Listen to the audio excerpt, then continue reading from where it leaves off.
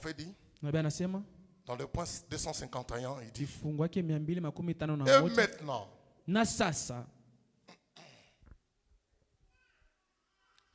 et maintenant, je vais vous parler en vitesse d'une autre mère dans la Bible. Une certaine mère, maman dans la Bible. Avant de terminer. Il y a eu une mère du nom de Hérodias. La femme de Philippe ou quoi là? Je ne sais pas moi. Ok, dans la Bible ici. Ce qu'elle a enseigné à sa fille, c'est la danse à claquettes. Comme on peut dire les danses modernes. Les danses d'aujourd'hui, que les femmes dansent en trémoussant. Elle voulait que sa fille soit populaire. Et celle-ci a dansé devant les rois. Et le roi était, vous savez l'histoire, le roi était merveilleux. La fille est passée, elle a dansé.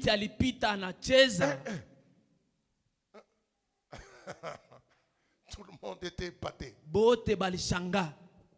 Même le roi a dit, le roi l'a appelé, viens ici. Tu es la fille de qui? Demande ce que tu veux. Et la fille, avant de répondre, elle est partie à maman. Maman, le roi m'a dit ça. Maintenant, les problèmes de mariage et de divorce, c'est ce qui nous font tuer, nous les pasteurs.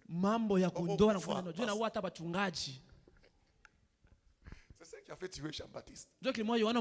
Jean-Baptiste était opposé au mariage d'Hérodias avec les Samarie.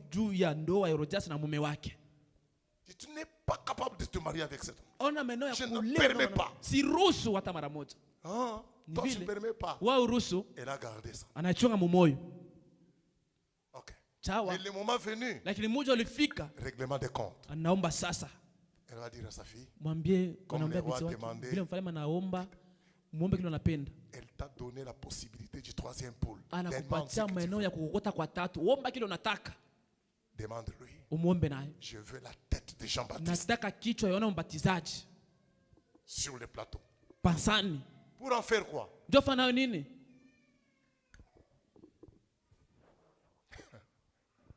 Amen. Et la fille est partie devant le roi. Je suis venu maintenant te montrer ma demande. Fille, qu'est-ce que tu veux que je te donne? Donne-moi la tête de Jean-Baptiste sur le plateau. Maintenant, comme les paroles des rois sont des paroles irréversibles, on ne peut pas les changer. Quand il a déjà prononcé, c'est-à-dire c'est dit. Et quand la fille a demandé ce qu'elle a demandé, on était obligé de donner la tête de Jean-Baptiste. On a pris Jean-Baptiste. On a pris la tête. Elle a donné ça à sa mère. Je ne sais pas ce qu'ils en ont fait. Mais l'histoire était connue comme ça. Même le ciel était témoin. La terre était témoin de ça. Mais cette chose est restée une prédisposition dans cette famille. C'est resté là en train de pendre sur cette famille. Et le prophète maintenant dit ceci. Il dit, cette fille-là, ok, il dit, l'histoire, celle-ci a dansé devant les rois et elle a exigé la tête de Jean-Baptiste. L'histoire nous rapporte que 70 descendants de cette demoiselle qui a dansé devant les rois, la fille d'Hérodias qui a dansé devant Hérode, 70 de ses descendants à leur mort, c'était soit des prostituées ou bien ils sont morts à la potence.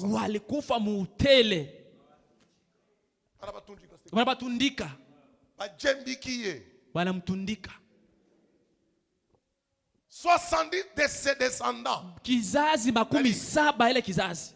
Les innocents victimes. Watu watirika wa bila kosa. Pour une chose qu'elles ne connaissent pas. Kwa kitu kenye mtu ajui. Pour être né de cette fille kwa kuzalika tu kwa ule binti. Elle met au monde de filles. Anazala binti. Elle naît vierge. Alikuwa bikira. Elle grandit. Anakomea. Arrivé à l'âge de mariage. Fika miaka ya ndoa. Je ne sais pas si on la prend ou sijui pas. Kama alimchukua au hapana. Quelques temps après. Lakini wakati mmoja hivi kisha. On la voit dans la rue. Banamana mbarabara. Anakuwa kahaba. Qu'est-ce qu'elle a fait? Alifanya nini? Rien. Hakuna kitu. D'autres aussi. Wengine tena. D'autres aussi. Na 70. Kizazi makumi saba. Prostituées. Kahaba, kahaba. Et vous trouverez ces gens-là. Ils sont sur la terre ici. Et quelquefois ils se posent des questions. Qu'est-ce que moi j'ai fait pour mériter un pareil sort? Qu'est-ce que moi j'ai fait à Dieu pour avoir part à des choses comme celles-ci? Les prédispositions familiales. Maintenant, dites-moi, qu'est-ce qui peut arriver si ces enfants-là pouvaient avoir rencontré les dieux de la seconde chance? Il aurait changé la carte. Il aurait changé certainement la carte. Il aurait changé la situation. Il aurait changé la tournure des choses. Les dieux de la seconde chance. Il peut donner la possibilité à quelqu'un qui n'a pas de possibilité. Il peut ouvrir une brèche là où il n'y a pas de chemin. Il ouvre ici le chemin. Il ouvre la brèche. Les dieux de la seconde chance. Il peut mettre quelque chose là où il n'y a rien. Là où il n'y a rien. Les dieux de la seconde chance. Il faut les connaître. Connaître sa manière de faire les choses. Ouais. Si cette fille-là, ces enfants-là, les comme ça. Et aujourd'hui, il y en a beaucoup dans le monde qui sont en train de vivre une vie comme ça. Alors qu'elles ont droit au mariage, au fin fond de leur cœur, si vous leur demandez, ils ont soif et besoin du mariage. Écoutez, un jour, j'ai causé avec une femme libre. C'était ma voisine quelque part. C'était ma voisine de la maison. Je voyais comment elle menait une vie. Elle s'habillait chic. Des habits chers. Des souliers chers. Des complets chers. Des ensembles chers. Vous pouvez être assis chez moi avec mon épouse. Quelquefois on n'a pas à manger. On entend là, elle vous fait des cuisines terribles. Mais une prostituée. Les hommes venaient entrer, venaient. Alors un jour, parce qu'elle me respectait, dans cette vie-là, mais néanmoins, elle avait du respect envers moi. Alors un jour, j'ai essayé de m'entretenir un peu avec elle. J'ai dit, bon, je t'ai vu, tu t'habilles bien, tu as meilleure santé, tu manges bien, l'argent, je sais que tu as l'argent, tu manques de rien. Bon, dis-moi un peu sincèrement, est-ce que cette vie que tu mènes ici, tu en es fier? Elle s'est inclinée. Il a réfléchi un peu. Il m'a dit, bon, pasteur, je vais te dire une chose. Ne regarde pas les apparences.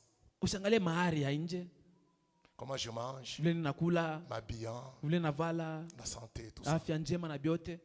Je suis une femme qui souffre dans mon cœur. Cette vie, je la fais à contre-cœur. Je ne suis pas d'accord avec ce que je fais. J'ai dit, mais alors, quelle est ta préférence? Si Dieu peut me donner un mari, même s'il n'a pas d'argent. Et c'est vrai. Et c'est vrai. Même s'il n'a rien. Alors, il peut me libérer cette vie ici. J'ai dit, tu as raison. Que Dieu te bénisse. Tu es sincère. Et c'est vrai. Mais Lakini est-ce qu'elle devait rencontrer ce Dieu-là? Est-ce qu'elle devait croire? Est-ce que si on lui donnait les faisabilités de rencontrer ce Dieu-là, est-ce qu'elle accepterait? C'est ça le problème. Ouais. Et un jour, Frère Branham est en train de faire une ligne de prière. Les gens sont en train de venir en ligne de prière. Ils prient. Alors, il vient un temps où on a amené un enfant au pied beau. Les pieds beaux, c'est-à-dire les pieds. Ah, voilà. Au pied beau. Hein? Au lieu de marcher comme ça, on amène cet enfant-là. Je peux m'imaginer. Cet enfant, il pouvait être parfois la risée des autres enfants. D'autres enfants pouvaient la taquiner. Les taquiner. Toi, tu as apparence bizarre, de bien bizarre. Parfois, il devait en être frustré. Mais quand ils arrivent devant les frères Branham,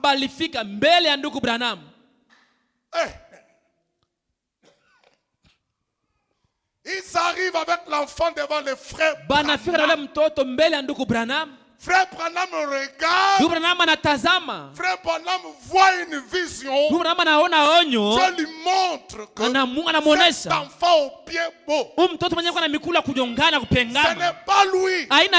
C'est ses parents qui sont à la base de la déformation de pied de cet enfant.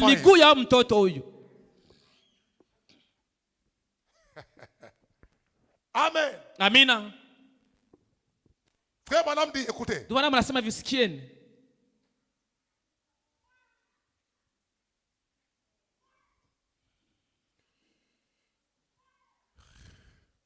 Dans le message sur ta parole,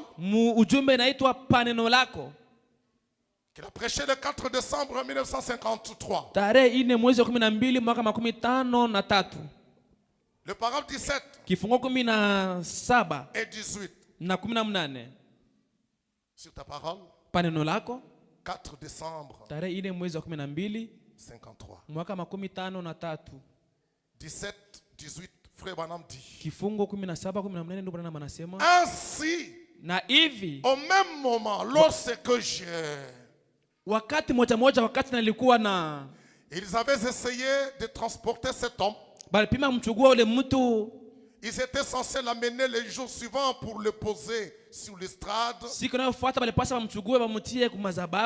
les gens qui passaient à côté marchaient sur sa chemise manche et ainsi de suite. On l'avait ramené et on l'avait installé sur une chaise. J'étais juste en train de parler. Un petit enfant au pied beau est venu. Vous souvenez-vous de celui qui avait le petit pied ressorti comme cela? J'ai vu en vision ce qui avait occasionné ce qui s'était passé.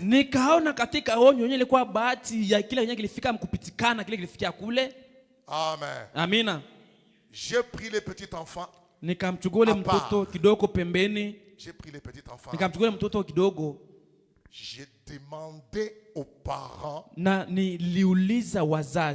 me faire la confidence. Ce qu'ils faisaient pour ce qui est du contrôle de naissance. Le contrôle de naissance que les gens sont en train de pratiquer aujourd'hui. Les gens qui sont en train de faire le contrôle, l'espacement de naissance qui sont des choses prohibées par kuna la wengine parole. wanafanya kuchunguza vitu venyewe kwa kuzalika Mais vinalipika le na frère kupata neno. Branham Na ndugu Branham nous a donné la alitupatia volonté parfaite de comment faire l'espacement des naissances. mapenzi kamilifu ya kuachanisha kuzala. Mais eux, Lakini wao ils avaient autre chose qu'ils faisaient. balikuwa na vitu vyao balikuwa nafanya namna Mais yao. en faisant ça, Na mkufanya vile, hein, donc en pratiquant ça, mkufanya ile matendo, l'homme a donné la sémence. mtu analeta mbegu, La sémence est partie dans la femme. inaenda kwa mwanamke, Et cet acte qu'il faisait là na ile tendo alikuwa anafanya a commencé à déformer les pieds de l'enfant depuis le inaanza ventre de sa kuharibisha mère. miguu ya mtoto A tokea déformé mtumbo les mama yake, pieds. inaanza kuharibisha miguu inakunjama. Oh. Les prédispositions. Matayarisho, Il y a des victimes sur la terre ici. kuna watirika pa hii dunia. No. Hein? Victime. Un innocent. Mtu bila kosa, bila mabaya, Il connaît rien. ajui kitu, Il n'a rien fait de mal. hakufanya kitu Mais kibaya, obligé, alors que les autres marchent normalement, wakati wote wanatembea sawa sawa, pour porter les souliers. banavala Donc viatu, lui, il est condamné à ne pas porter les souliers. anakuliwa hatavalaka viatu S'il ne rencontrait pas les dieux de la seconde kama chance, kutane na Mungu apati ya pili, il ne porterait jamais les souliers. hatavalaka hata siku moja viatu. Non parce qu'il a fait quelque chose, Sio juu alifanya mabaya non fulani, parce qu'il a volé, wala juu non aliiba, parce qu'il a commis un adultère, wala juu mais à alisaratika, cause lakini kwa sababu péché de ya quelqu'un d'autre dhambi ya mtu mwingine, dans la famille. mjamaa. Alors frère Branham dit, Ndugu na anasema, on a amené cet enfant, wanamleta yule mtoto, Branham voit la vision. ndugu na anaona onyo, Il prend l'enfant à anachukua l'écart. mtoto anamweka pembeni, anamweka pembeni. Papa, viens. Baba kuja, Maman, mama viens ici. kuja hapa. Alors, dites-moi, Nyambieni, qu'est-ce que vous faites nini Mungu nafanya dans votre chambre à coucher? mule chumba yenu ya kulalia? Pas qu'ils sont allés se prostituer. Sio wanaenda kufanya usharati. Non, Hapana. pas que l'homme est parti se Sio prostituer bwana alienda ou la femme. Non. wala mwanamke, hapana. Les hommes légalement mariés, Watu l'homme et la femme, wana mndoa, un mariage normal. ndoa yao ya Mais sawa, une certaine pratique lakini dans leur chambre à matendo coucher. yenye fulani mchumba yao.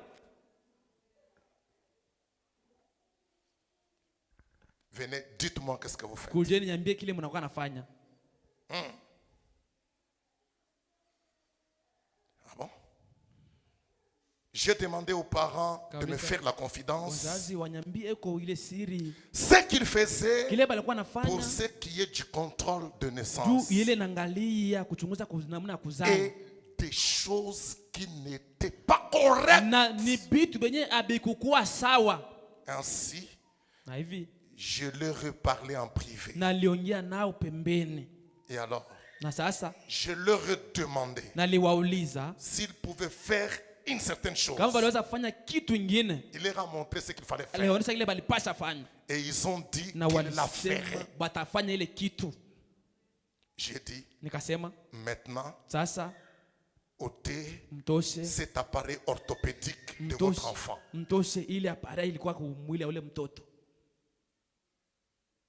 Enlevez maintenant les appareils orthopédiques. Et ils se sont assis là. Et ils ont défait les boucles de l'enfant. Et ses petits pieds étaient aussi normaux que possible. Un enfant qui n'avait pas de possibilité de donner, de porter des souliers dans sa vie, qui n'avait pas cette chance-là, non parce que lui a fait du mal, non parce que lui est coupable dans quelque chose, mais un innocent, un innocent. Et je sais qu'il y a beaucoup de gens qui souffrent. Non parce qu'ils sont coupables de quelque chose. Il y a beaucoup de gens qui ont de maladies. Non parce qu'eux-mêmes ils sont coupables. Mais à cause de quelqu'un d'autre. La prédisposition. Tu peux te débattre, te démêler. D'ailleurs, je vous pose la question. Qui d'entre vous avait choisi des parents? Nani katikati yenu alichagua azalike na wazazi wala anazalika wadabu? Tu as un papa, tu as une maman. Uko na baba, uko na mama. Est-ce que tu les avais choisis? Eti wachagua? Tu ne les as pas choisis. Wako wachagua. Est-ce que tu as choisi la famille dans laquelle tu étais? Tu n'as pas choisi. Moi, je n'avais pas choisi papa. Je n'avais pas choisi maman. Non, je n'avais pas choisi de naître dans cette famille-là. Je n'avais pas choisi ma tribu. Je n'avais pas choisi ma taille. Je n'avais pas choisi ma peau. Je n'avais pas choisi ma langue. Ce sont des choses qui me sont imposées. Aujourd'hui, Dieu va donner à chacun la nouvelle, la seconde chance. Il va te donner, si Dieu te disait aujourd'hui de faire le choix, de choisir les parents. Aujourd'hui, sincèrement du fond du cœur, à la sortie de cette église, il y aurait qui dirait à leur papa, toi, dès aujourd'hui, tu n'es pas mon père. Toi, d'ailleurs, tu n'es pas ma mère. Si on pouvait donner cette possibilité-là, je sais que tu connais les choses qu'il y a dans la famille.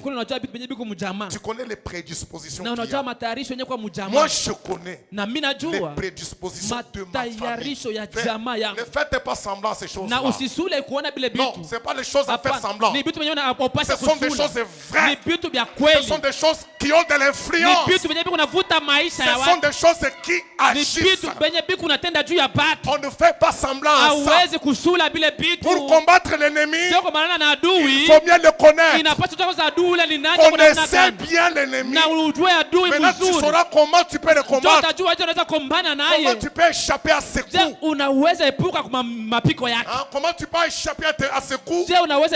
Comment tu vas échapper à ses pièges. C'est d'abord le connaître. Quand vous le connaissez, tu connais comment le dévier. Mais si tu connais rien, alors oui. Et j'ai vu, je connais certains garçons, des garçons brillants, qui ont bien étudié, intelligents. Il a fait les diplômes d'état avec beaucoup de pourcentages. Il a terminé. Il est parti à l'université. Distinction. Un garçon brillant. Il termine l'université. Il se met maintenant pour chercher du travail. Et ils font des tests. Il a réussi. Maintenant, c'était venu le moment de passer l'interview. L'interview avec son employeur dans les bureaux. Les dossiers étaient déjà sur la table. Il avait tout réussi. Ouais. Après, avant l'interview, l'ami du patron entre les bureaux. Qui sont passés. On donne. Il regarde les noms. C'est nous ici. Vous voyez que les noms, les prédispositions familiales, ça peut te rendre malheureux dans ta vie. Et le monsieur dit, les garçons ici, c'est les fils d'eux. Comme il est fils de son père m'avait fait ça. À cause de ça, on prend les dossiers. Fini. Qu'est-ce que les garçons? Rien. Vous voyez, à cause du nom familial, tout dépend de ce que votre famille a fait. Des choses là planent. Aujourd'hui, moi je n'avais pas choisi d'être Kassayan.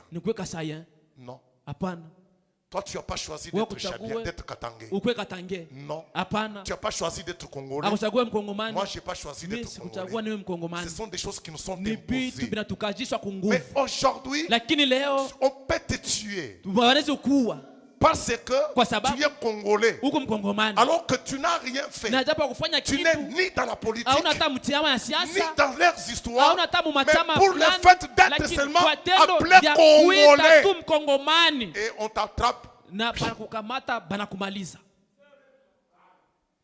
les innocents, les victimes innocentes sont partout. Et c'est là dans tous les domaines. Mais les dieux, il est le Dieu de la seconde opportunité. Il est merveilleux. Ouais. Pour ce soir, que Dieu vous bénisse.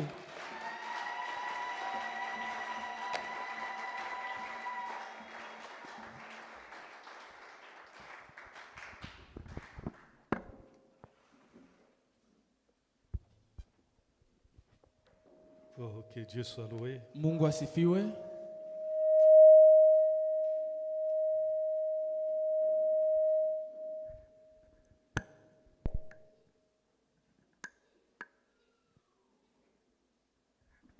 On nous entend un cantique et on va prier.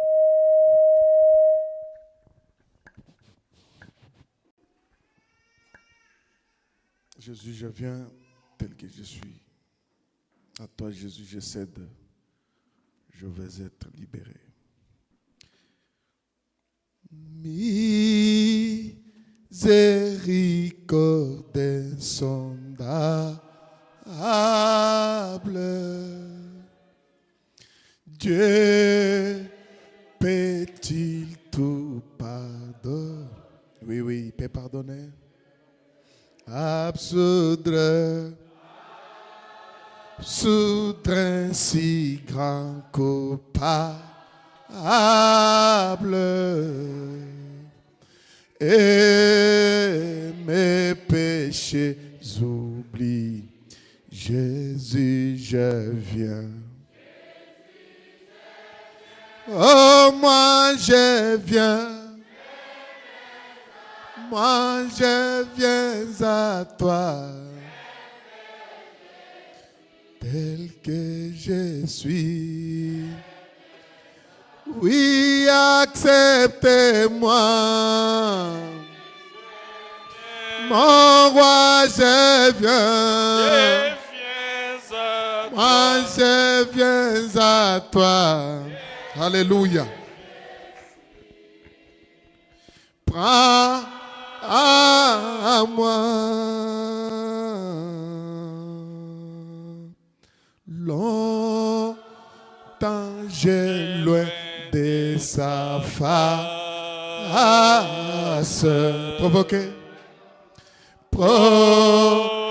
provoquer son secours. Oui, ferme mais mon cœur à sa grâce. Oh, blessé, c'est les siens de